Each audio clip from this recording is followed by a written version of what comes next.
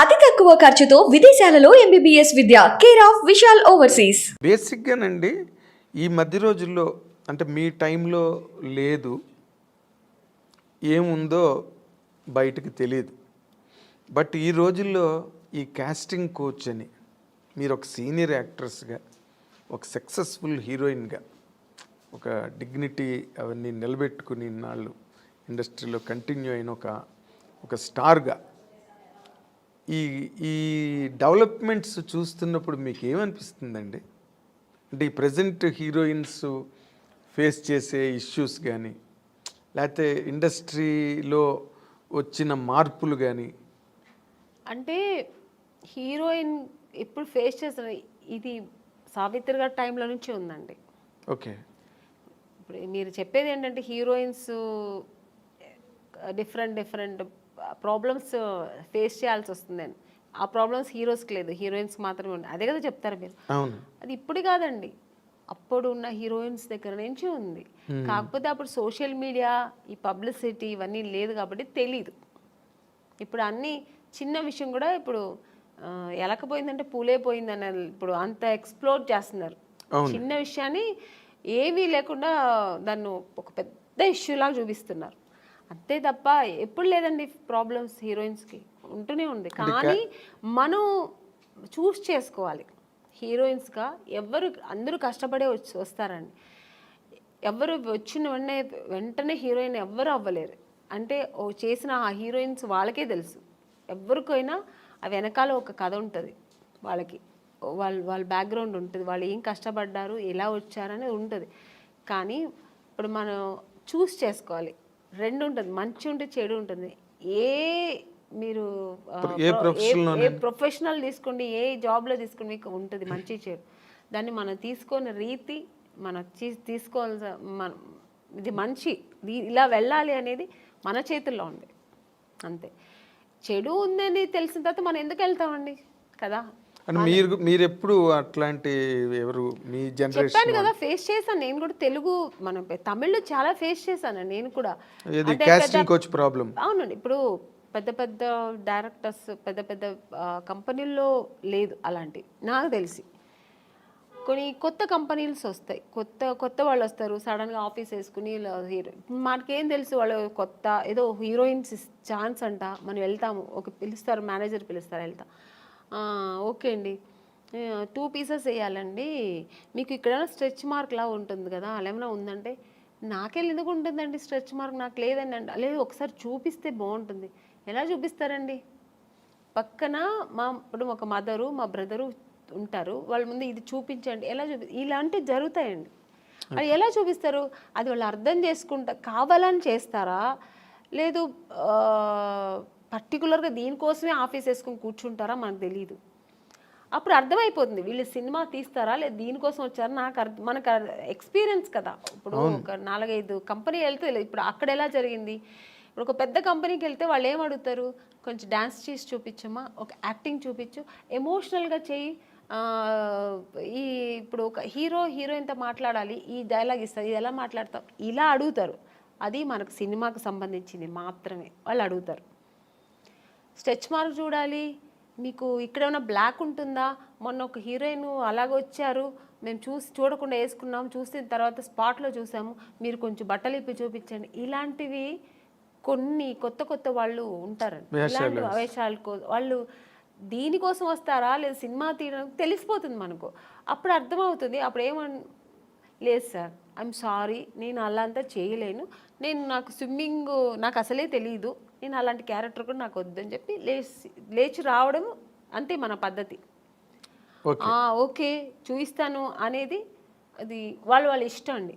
అది ఎవరిని మేము తప్పు అనట్లేదు, వాళ్ళకి ఇష్టపడి ఓకే నేను దేనికైనా ఓకే నేను చూపిస్తాను అనేది వాళ్ళ మనసు దాన్ని బట్టి ఉంటుంది. నేనైతే మైండ్ సెట్ బట్టి నేనేమంటాను, లేదు సార్ నాకు అది తెలియదని, నేనైతే అలా చేయించాను, మీకు అంత ఇది ఉంటే నన్ను హీరోయిన్గా వేసుకోండి, నేను మీకు 2 పీస్ ఐఎమ్ రెడీ, నేను స్విమ్ సూట్ వేసుకుంటా, కానీ ఇక్కడ బట్టలు ఇప్పి చూపించడం అయితే నేను కుదరదని లేచి వచ్చిన ఎన్నో సన్నివేశాలు నాకు జరిగింది. అలాంటి సిచ్యుయేషన్స్ వచ్చాయి అని చెక్ వచ్చి అడ్వాన్స్ ఇచ్చిన కంపెనీలు ఎన్నో ఉన్నాయండి నాకు. అడ్వాన్స్ తీసుకున్నా. ఇంటికి వచ్చిన తర్వాత next day phone, madam manager, అప్పుడు మీకు సెల్ ఫోన్ లేదు కదా, ఏదైనా డైరెక్ట్ లేదంటే ల్యాండ్లైన్ మేనేజర్ వచ్చి మాట్లాడు, మేడం ఇలాగా డైరెక్టర్ గారు అక్కడ ఫుల్ ఇది పెట్టుకున్నారు, ఒక స్టోరీ డిస్కషన్ పెట్టుకున్నారు, ఇట్లా ఒక బీచ్ దగ్గర ఇట్లా రమ్మంటున్నారు మిమ్మల్ని, ఫైనాన్షియర్ వస్తున్నారు చూడాలంట. ఫైనాన్సర్ నన్ను ఎందుకు చూడాలి? నాకు అర్థం కాదు. ఫైనాన్స్ ఇప్పుడు చూడాల్సిందే డైరెక్టర్, ప్రొడ్యూసర్ అయిపోయింది. ఇంకా ఎక్కువ అనుకుంటే హీరో చూడాలా? ఓకే, హీరో గారు చూడాలి ఎలా ఉంటుంది, నా పక్కనే ఎలా చేస్తే హీరోయిన్ ఒక అమ్మాయి ఎలా ఉంటుందో చూడడం, ఇది పద్ధతి. ఫైనాన్సర్ ఎందుకు చూడాలి నన్ను అనవసరంగా? నాకు అర్థం కాదు. కొన్ని రోజుల తర్వాత అర్థమయ్యేది, ఓ దీని ఇంకోటి నాకు ఎక్కడ అర్థమయ్యేదంటే, మమ్మీ వద్దండి మీరు మాత్రం వస్తే చాలంటేనే అర్థమైపోయేది. కారు తీసుకొచ్చారు, ఐఎమ్ సారీ అని నేను రాను. ముందు మన అమ్మగారు అసలే పంపరు, ఒంటరిగా అంటే మా అమ్మ పంపించేది కదండి. లేదండి మా అమ్మాయిని అయితే ఒంటరిగా పంపాము. మా అమ్మ ఒక్కటే అన్నదండి, సినిమా హీరోయిన్ అవ్వాలా అనుకున్నావు, నాన్నగారి దగ్గర పర్మిషన్ తీసుకుని వచ్చాము. లేదు అప్పుడు ట్రై చేస్తున్నాం, అప్పుడు ట్రై చేసే టైంలో ఓకే దొరికితే చేద్దాం, లేదంటే ఉంది మనకు బెంగళూరులో మాకు ఇల్లు ఉంది, హ్యాపీగా అక్కడ వెళ్ళి జాబ్ చేస్తా, లేదు చదువుతావు చదువు, పెళ్లి చేస్తానో చేస్తా. ఇన్ని ఆప్షన్ ఉన్నప్పుడు మనకు అనవసరం. నువ్వు హీరోయిన్ అవ్వాలా, మనం దానికోసం కష్టపడతాం, ఇంకా అడ్డతోవలు తొక్కనక్కట్లేదు, అని మనకు అనవసరం. అలా నేను అలాగే ట్రావెల్ అయ్యానండి. నాకు అలాగే ఒక మంచి కంపెనీ, మంచి డైరెక్టర్స్, హెల్దీ పీపుల్స్తో హెల్దీ, అదే దేవుడు మీ మరో విన్నాడు, తప్పు నాది 100%. కీర్తనల్ని బాగా ఆస్వాదించాడు. ఒక్కొక్క కంపెనీ వెళ్ళొచ్చిన వెంటనే నేను ఫస్ట్ దేవుడా నాకు రేపు ఈ కంపెనీ, రేపు నేను హీరోయిన్ అయిపోవాలి, సెలెక్ట్ అయిపోవాలి, ఇలాగే వేడుకునేదాన్ని. అదే కాకపోతే ఇప్పుడు మీరు ఒకటి గమనించాలి, మీరు అన్నారు ఇందాక సావిత్రి గారి దగ్గర నుంచి ఉన్నాయండి ఇలాంటి ఇండస్ట్రీలోని అని.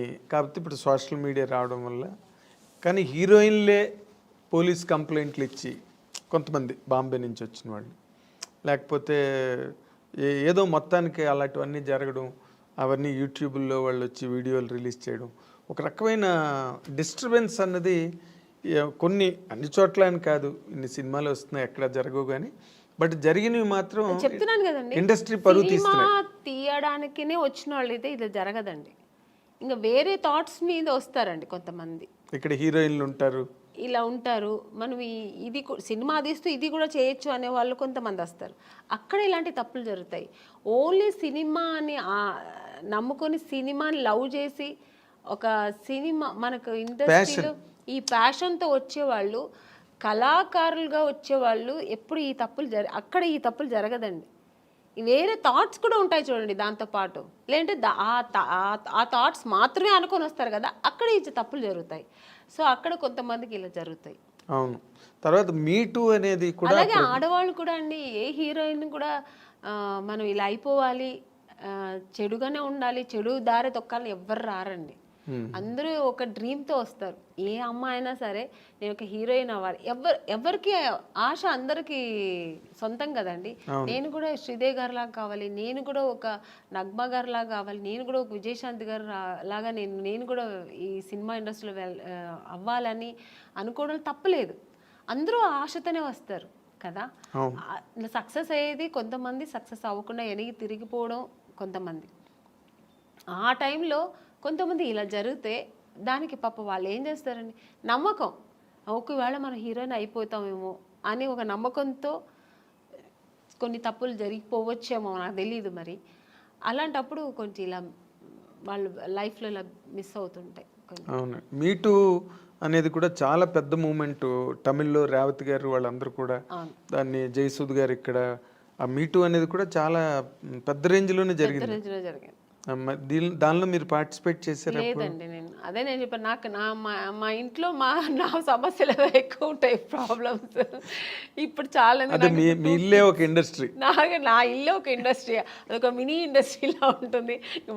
వాళ్ళ ప్రాబ్లమ్స్, పైగా ఇప్పుడు నాకు 2 పిల్లలు, వాళ్ళ చిన్న పిల్లలు, వాళ్ళని చూసుకోవడం, ఫుల్ బిజీ ఉంటానండి. అసలు నేను ఇంటికి వెళ్తే నా ఫోన్ కొంచెం ఫ్రీగా ఉంది మాట్లాడతానంటే ఇక్కడ షూట్లో ఉన్నప్పుడే, అక్కడ కొంచెం ఫ్రీగా ఉంటాను. ఇంటికి వెళ్తే 24 అనేది నాకు 26 అవర్స్ అయినా చాలదండి. ఎందుకంటే నా 2 పిల్లలు ఉన్నారు కదా, వాళ్ళు కొంచెం హైపర్ యాక్టివ్ ఎక్కువ. వాళ్ళు నా ఫోన్ వాళ్ళ దగ్గర ఉంటుంది, నా దగ్గర ఉండదు. నేను ఆడుకోవాలి, కొంచెం ఫోన్ ఇవ్వమ్మా, కొంచెం ఫోన్ చేసుకోవాలి, నాకు ఏదైనా మిస్డ్ కాల్ ఉంటుంది, కొంచెం ఇవ్వమ్మా, కొంచెం ఈ నాన్న అని నా పిల్లలతో నేను ఆడుకోవాలి. అలా ఉంటుంది. లేదంటే ఆ ఫోన్ ఎక్కడ పడుతుందో నాకు తెలీదు. ఇంకా వాళ్ళ చదువులు, వాళ్ళ స్కూల్ తీసుకెళ్ళడం, ఇలా బిజీ ఉంటా.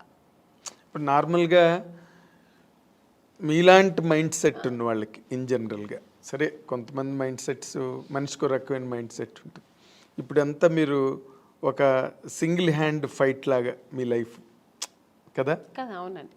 అప్పుడేమో పెళ్ళికి ముందు అన్ని బాధ్యతలు మీ మీద వేసుకుని అన్ని ఇంట్లో ఫాదరు మదరు మీరే అయ్యి అన్నీ చేశారు. ఇప్పుడు మళ్ళీ ఫాదరు మదరే అయ్యారు మీ పిల్లలకి. అవునండి కదా, సింగిల్ హ్యాండ్ ఫైట్. ఇప్పుడు మళ్ళీ ఈ లైఫ్ ఎలా అనిపిస్తుంటుందండి మీకు ఇన్ జనరల్గా? అంటే ఇక్కడ ఫాదరు మదర్ అని కాదు, నేను ఎక్కువ కేర్ తీసుకుంటుంటాను. ఇప్పుడు అప్పట్లో కూడా మా నాన్నగారు మా అమ్మగారు అందరూ ఉన్నా కూడా, అది చెప్పాను కదా, ఇంట్లో ఒక వస్తువు లేదంటే దాన్ని నేనే ఇంట్రెస్ట్గా నాకు ఇది కావాలి, ఇది ఇంట్లో ఇలా ఉండాలి, మా ఇల్లు కూడా ఇలా ఉండాలి, మా ఇంట్లో కూడా కార్పెట్ వేయాలి, మా ఇంట్లో కూడా సోఫా ఉండాలి, ఇలా ఆలోచిస్తుంటాను. వాళ్ళ ఇంట్లో ఉంటే మనకెత్తుకు, మేము ఇలాగే ఉంటాం అని ఉండదు నాకు. ఒక ఇంట్లో చూసానంటే ఆ కెపాసిటీ మనం కూడా ఎందుకు కొనలేమా, కొనొచ్చు కదా అని ఆ మైండ్ సెట్ అలాగే లైఫ్లో కూడా వచ్చింది. ఇప్పుడు మన పిల్లలు ఆ అమ్మాయి స్విమ్ చేస్తారు, ఎందుకు మా సిస్టర్ కూడా నేర్చుకుంటుంది, నేర్చుకుని అలాగే ఇప్పుడు మా పిల్లలు కూడా.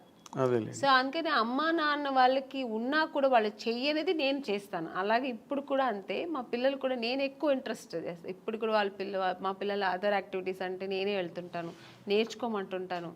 మా పిల్లలు, మమ్మీ నీకు వేరే పనే ఉండదా మమ్మీ, ఎప్పుడు ఇంటికి వస్తే ఇది చేయి అది చేయని ఎప్పుడు ఇలా శాసిస్తూనే ఉంటావా, స్విమ్మింగ్ వెళ్ళమంటావు, దీనికి నాకు రెస్టే ఇవ్వవా మమ్మీ అంటుంది మా అమ్మ. ఇప్పుడు ఇంకా దానికి ఎంత 7 years, అసలు రెస్టే ఇవ్వవా మమ్మీ, నువ్వు ఎప్పుడు బిజీగానే ఉండాలా, మేము కొంచెం రిలాక్స్ అవని ఇవ్వ మేడం మమ్మీ అంటది. అంటే ఇప్పుడు ఈ జనరేషన్ పిల్లలకి టార్గెట్స్ ఎక్కువైపోయి